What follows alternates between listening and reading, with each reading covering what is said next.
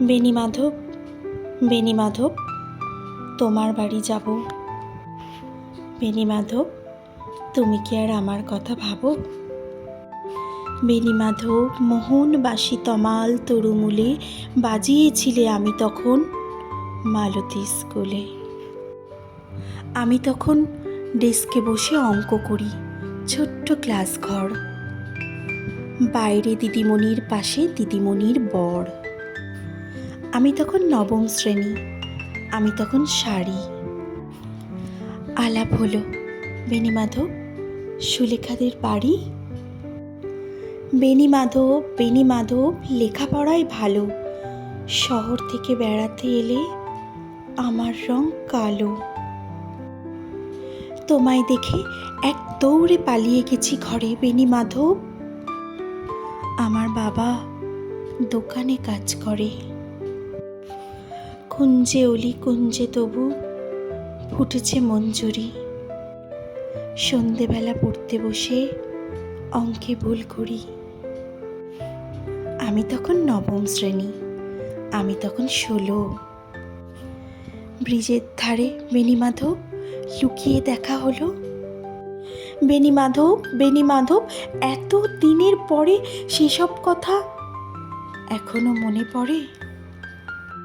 সেসব কথা তুমি বলেছ তোমার প্রেমিকাকে? আমি কেবল একটি দিন তোমার পাশে তাকে দেখেছিলাম আলোর নিচে, অপূর্ব সে আলো স্বীকার করি, দুজনকেই মানিয়েছিল ভালো। জুড়িয়ে দিল চোখ আমার, পুড়িয়ে দিল চোখ।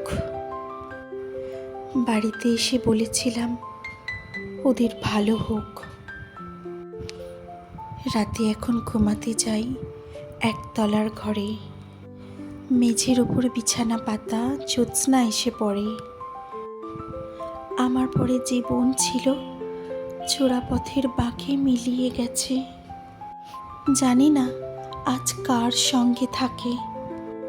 আজ জুটেছে, কাল কি হবে? কালের ঘরে শনি আমি, এখনই পাড়ায় সেলাই দিদিমণি।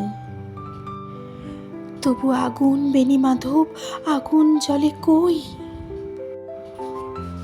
কেমন হবে আমিও যদি নষ্ট মেয়ে হই?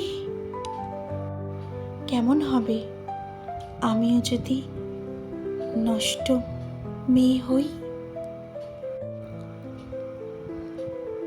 কবি জয় গোস্বামীর লেখা মালতীবালা বালিকা বিদ্যালয়।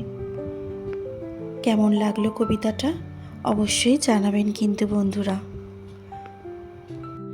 যদি আমার কবিতা পাঠ ভালো লেগে থাকে তাহলে চ্যানেলটাকে সাবস্ক্রাইব করে একটা লাইক করে কমেন্ট করে দেবেন, আর যদি খুব ভালো লেগে থাকে তাহলে অবশ্যই একটা শেয়ার করে দেবেন।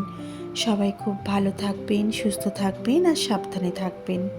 আজকের মতো ভিডিওটা এখানেই শেষ করছি। দেখা হবে পরবর্তী ভিডিওতে আবার। আজকের মতো টাটা।